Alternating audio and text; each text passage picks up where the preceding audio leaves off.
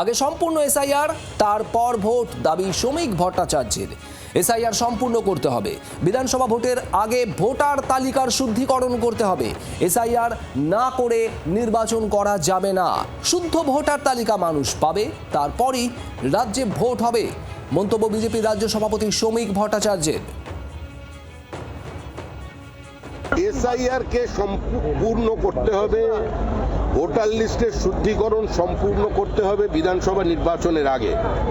SIR শেষ না করে পশ্চিমবঙ্গে নির্বাচন করা যাবে না।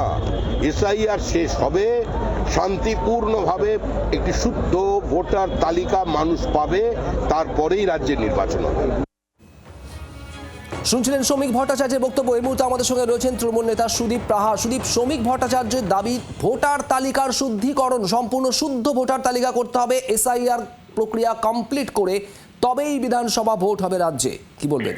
আসলে বিজেপি সাংগঠনিক বা রাজনৈতিক ক্ষমতা দিয়ে তো বাংলা জিততে পারে না।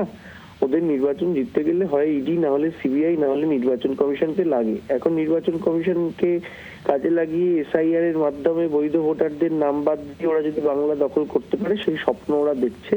কিন্তু যতই এসআইআর করো আর যতই বৈধ ভোটারদের নাম বাদ দেওয়ার চক্রান্ত করো, সার এসেছে চলে যাবে, বাংলায় ম্যাডাম কিন্তু থেকে যাবে।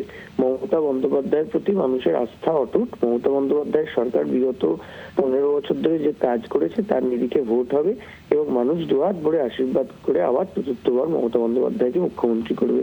তাই এসআইআরই করুক, ইডি সিবিআই যেই আসুক, তা দিয়ে তৃণমূল কংগ্রেসকে রোখা যাবে না।